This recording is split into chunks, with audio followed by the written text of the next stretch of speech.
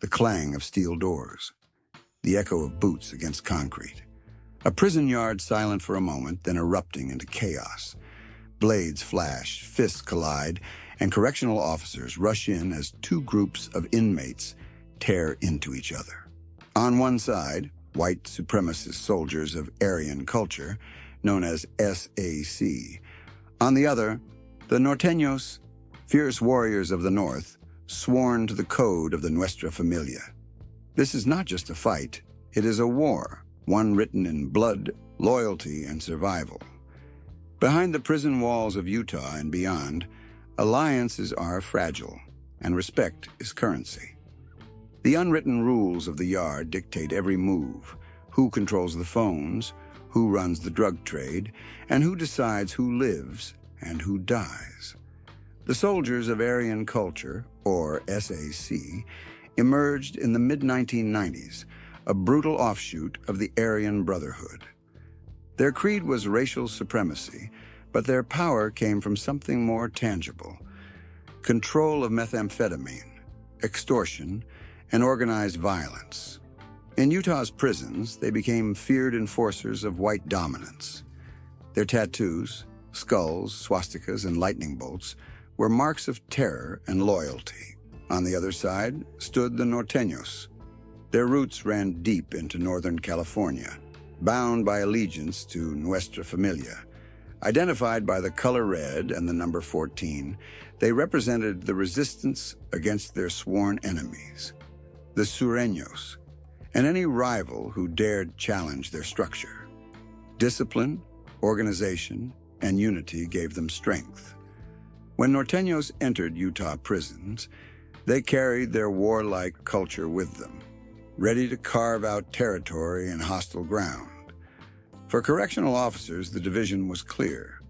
Whites, blacks, Hispanics, and Native Americans each clustered into their own groups, their own armies. But for the men locked inside, this wasn't just separation. It was survival. Crossing racial lines meant betrayal. Defying orders meant punishment, and punishment in prison was often final. The first clashes between SAC and the Norteños were small. Fights over control of the yard, over smuggled contraband, over respect. But every skirmish carried a message. Each stabbing, each ambush was not an isolated act. It was another spark in a growing fire. Prisons are pressure cookers.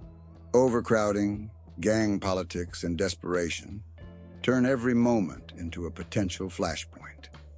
For the Soldiers of Aryan Culture, every confrontation with the Norteños was a chance to prove dominance. For the Norteños, every act of resistance was a test of loyalty to their northern cause. As guards pulled bodies from the dirt, they knew the truth. This war was not going away. It was only beginning. Inside these walls, there is no retreat, no surrender. For the Soldiers of Aryan Culture and the Norteños, the prison yard was more than a battleground. It was the only place to prove who truly ruled the cage. In the mid-1990s, inside Utah's prison system, a new force began to take shape. A gang born of hate, survival, and the desire for absolute control. They called themselves the Soldiers of Aryan Culture, SAC. The Aryan Brotherhood had long dominated the white prison population in California, but Utah was a different landscape. With fewer established prison gangs, the environment was ripe for a new organization to rise. Into that vacuum stepped SAC, young, ruthless, and determined to leave their mark. Unlike some of the older white prison groups, SAC didn't just borrow ideas from the Aryan Brotherhood. They embraced the entire ideology. They adopted swastikas, lightning bolts, and Nordic imagery as their symbols. They spoke of racial purity and white pride. But in practice, their true agenda wasn't ideology, it was power. Methamphetamine became their currency. Inside and outside prison walls, SAC members trafficked drugs with a zeal that gave them leverage over other inmates. If you wanted meth on the inside, you went through them, or you risked a beating, or worse. Their ties to white street gangs in Utah allowed them to move narcotics, collect debts, and enforce discipline far beyond the fences of the correctional system. SAC's leaders were not content with being just another prison gang. They sought total dominance over the white prison population. Members who failed to obey orders could expect punishment that was swift and brutal. Cooperation with law enforcement meant a death sentence. Inmates who resisted their authority were beaten until they bled, stabbed in the shower, or hunted relentlessly. For the soldiers of Aryan culture, loyalty wasn't a choice. It was a demand. And once you swore allegiance, there was no turning back. Prison officials quickly realized what they were dealing with. SAC was not a loose collection of racist inmates. They were organized, militaristic, and disciplined. Their ranks grew rapidly as white inmates sought protection, power, or simply the illusion of belonging to something stronger than themselves. By the late 1990s, SAC had established themselves as the most feared white gang in Utah's prisons. Their influence spilled onto the streets of Salt Lake City and beyond. Parolees carried out orders for the gang, ensuring that SAC's grip remained unbroken, even when leaders were locked in solitary confinement. But their rise came at a cost. SAC's brutal enforcement methods and their reputation for extreme violence drew the attention of local police, the Utah Department of Corrections, and eventually the FBI. Investigations into drug trafficking and organized crime placed the soldiers of Aryan culture under a microscope. Still, inside prison walls, SAC thrived. For rival gangs, they were an enemy to be respected or feared. For correctional officers, they were a constant source of violence and instability. And for the Norteños, who were beginning to carve out their own presence in Utah prisons, SAC was a looming threat, one that would soon clash with their red-banded brotherhood. The soldiers of Aryan culture had risen from obscurity to dominance in less than a decade. Their creed was violence, their lifeblood was meth, and their ambition knew no limits. But as their empire grew, so too did the enemies waiting to challenge them. Wherever there are prisons, there are borders, not drawn by walls or barbed wire, but by loyalty, culture, and blood. In Utah's correctional system, one of the most disciplined and feared groups to cross those borders was the Norteños. The Norteños traced their roots back to Northern California, where the Nuestra Familia emerged in the late 1960s to protect northern Hispanics from the dominance of the Mexican mafia and their southern foot soldiers, the Sureños. For decades, the battle between North and South shaped the California prison system. Red against blue, 14 against 13. A war without end. By the 1990s, as California prisons overflowed, Norteños began appearing in neighboring states, Nevada, Oregon, Idaho, and Utah. Wherever they went, they carried the code of the North: loyalty, respect, and obedience to Nuestra Familia. The Norteños identified themselves with the number 14, representing the letter N for Norte. Red was their color, and their tattoos often carried phrases like 14 or North. But their strength wasn't in symbols, it was in structure. Every Norteño inmate, no matter how young, was expected to obey the chain of command. From generals in California to lieutenants in Utah's prisons, orders flowed down with military precision. For the Norteños, the prison yard wasn't chaos. It was discipline. Every fight, every order, every act of violence served a purpose. Inside Utah's prisons, the Norteños saw opportunity. Many Hispanic inmates from Northern California had ties to them already, and new recruits from local Utah neighborhoods were eager to join their ranks. With their strong connection to Nuestra Familia, The Norteños were able to establish a foothold quickly, spreading influence across cell blocks and yards. The Norteños' business model mirrored SAC's in many ways. Drugs were the key to power. But unlike SAC, the Norteños operated with a strict sense of hierarchy. Members didn't act on impulse. Every move was calculated, every attack sanctioned. For correctional officers, this made them both predictable and terrifying. They knew the Norteños wouldn't lash out without reason. But when they did, it was ruthless and efficient. The Norteños' biggest rivals were always the Sureños. But in Utah, another enemy was waiting. The Soldiers of Aryan Culture, the dominant white gang, already controlled much of the drug trade. For SAC, the arrival of the Norteños was more than a threat. It was an insult. In their eyes, the yard belonged to them. But the Norteños had no intention of bowing to white supremacy.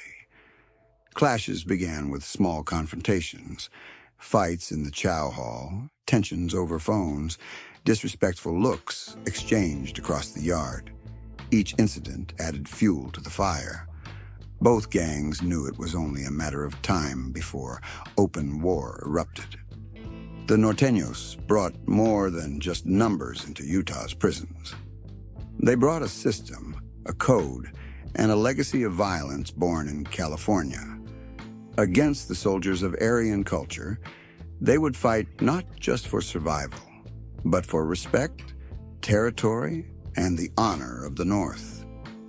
Every war has a beginning. For the Soldiers of Aryan Culture and the Norteños, the first sparks were small, fights that could have been forgotten. But in prison, nothing is forgotten. Every look, every word, every punch thrown carries weight. And in the end, the smallest spark can ignite a firestorm. At first, SAC and the Norteños circled each other cautiously. Both gangs knew what the other represented. SAC ruled through fear, projecting themselves as the ultimate authority among white inmates. The Norteños ruled through discipline, operating as a branch of a much larger machine. To SAC, the Norteños were intruders. To the Norteños, SAC was just another gang trying to block their expansion. The first clashes were about respect. A Norteño member refused to yield a phone in the common area. To SAC, this was an open act of defiance. A fistfight broke out, quick and brutal, with guards breaking it up before blood could spill. But to both sides, the message was clear. The line had been crossed. Soon after, in the chow hall, an SAC member was surrounded and beaten by 3 Norteños. The attack lasted less than a minute, but its impact rippled across the prison. Violence wasn't just possible anymore. It was inevitable. Drugs, too, fueled the tension. Both gangs relied on meth and heroin smuggled in by outside associates. Control of the supply chain meant money, influence, and power. When SAC tried to tax Norteño dealers, demanding a cut of their profits, the Norteños refused. For them, paying SAC would mean admitting weakness. For SAC, refusal was an insult that demanded blood. In the world of prison gangs, respect is everything. To lose it is to lose your place, and neither SAC nor the Norteños were willing to bow. Correctional officers watched the tension grow, but there was little they could do. Segregating inmates only delayed the inevitable. As one yard fight ended, another would begin in a different block. The spark was spreading, and both gangs were preparing for the explosion. Weapons were fashioned in secret. Shanks made from toothbrushes, metal scraps, and melted plastic were hidden in cells, taped under bunks, stashed in the yard. Each side built hit lists, names of men who would be targeted first when the war began. Allies were pulled closer. Enemies were marked. Then came the first stabbing. In a recreation yard, a Norteño soldier was ambushed by 2 SAC members. He was stabbed multiple times before guards dragged the attackers away. The inmates survived, but the message could not have been clearer. That single act transformed the feud into war. Retaliation followed quickly. SAC members found themselves ambushed in showers, attacked in the chow hall, cornered in the yard. Each incident pushed the prison system further into chaos. The first sparks had caught flame.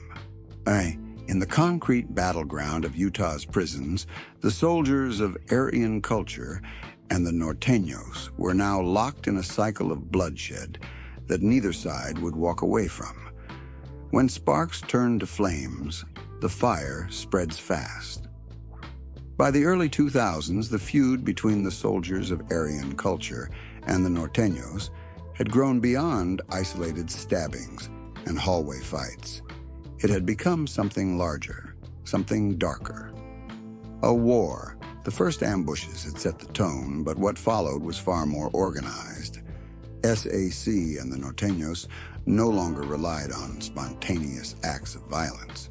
They planned, they coordinated, and they struck with precision. In one notorious yard riot, tensions boiled over during exercise time.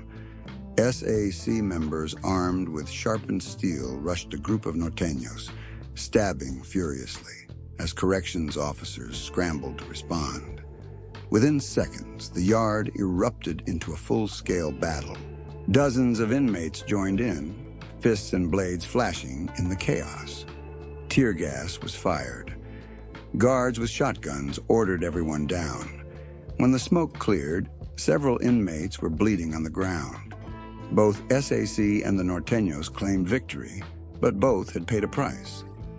In prison, a riot isn't just a fight. It's a message, and the message was clear. Neither side would back down. As the conflict escalated, both gangs expanded their networks.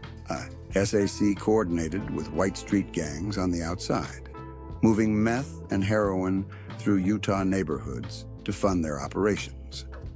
Norteños tapped into their ties with Nuestra Familia, giving them access to resources far beyond state lines.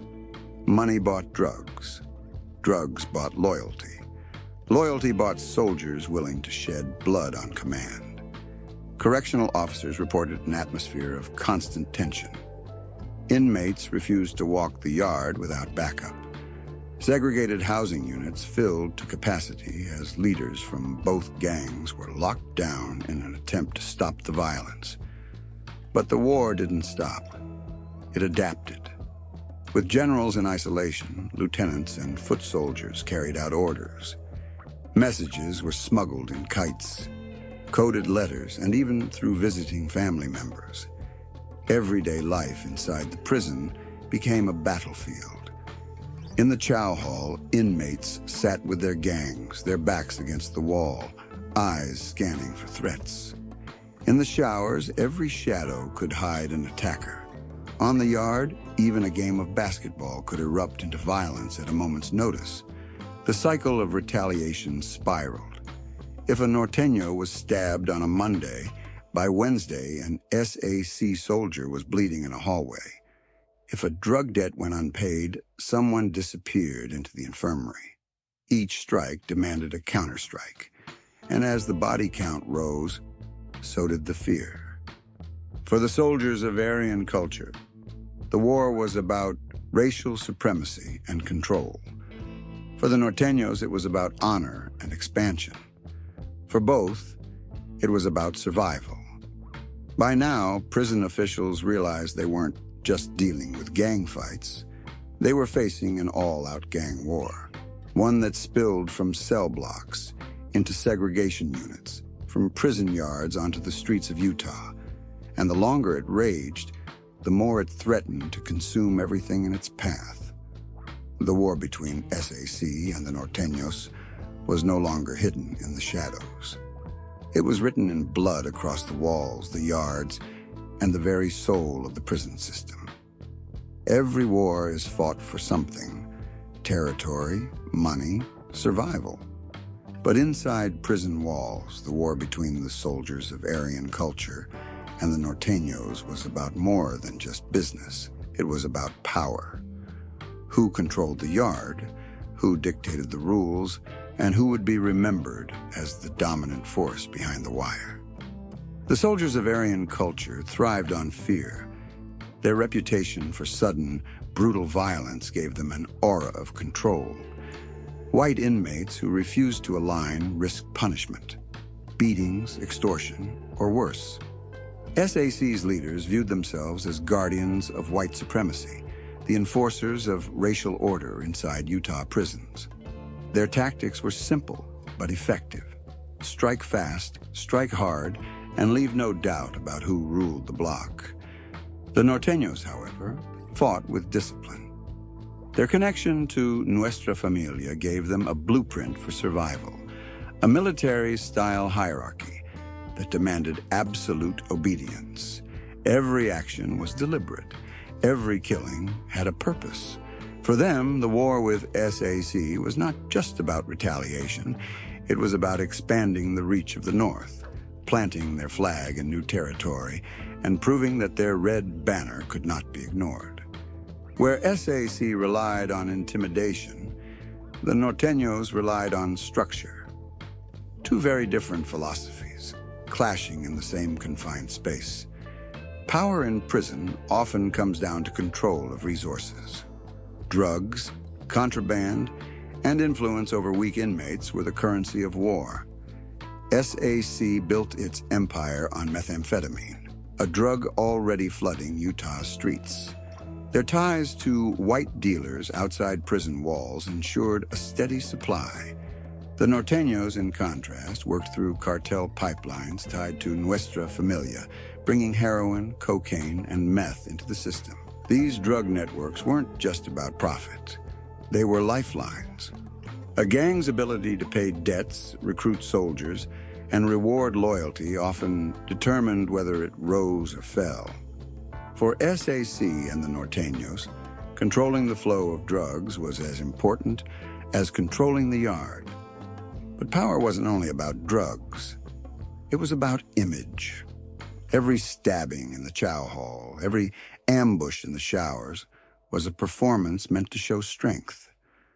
Both gangs knew that weakness was fatal.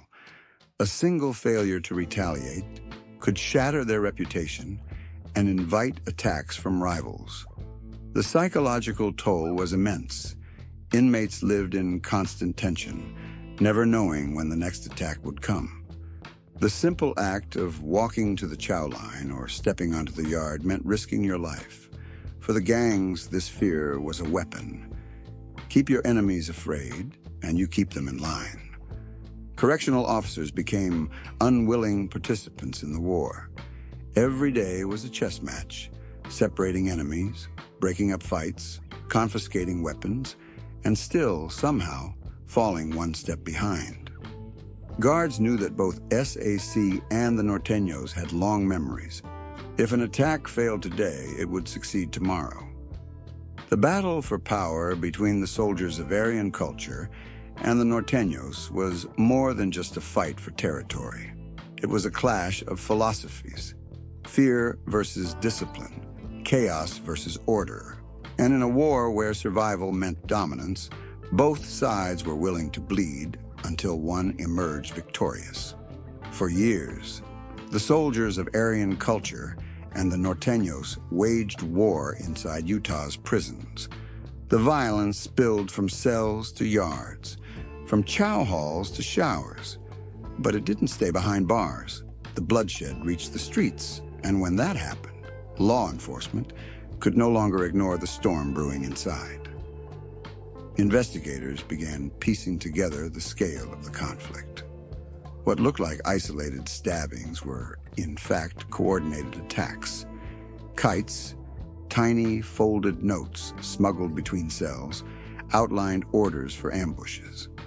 Phone calls between inmates and outside associates revealed coded conversations about drugs, debts, and hits. Slowly, the picture became clear. This wasn't just prison violence, it was organized crime. The soldiers of Aryan culture, already feared for their brutality, became the focus of multi-agency investigations. Federal prosecutors saw them as a homegrown terrorist threat, a white supremacist organization tied to meth trafficking and violent conspiracies. RICO indictments followed, targeting SAC leaders both inside and outside prison. Courtrooms filled with testimony about murders, extortion, and plots to kill witnesses. The message from law enforcement was clear. SAC's reign of terror would not be tolerated.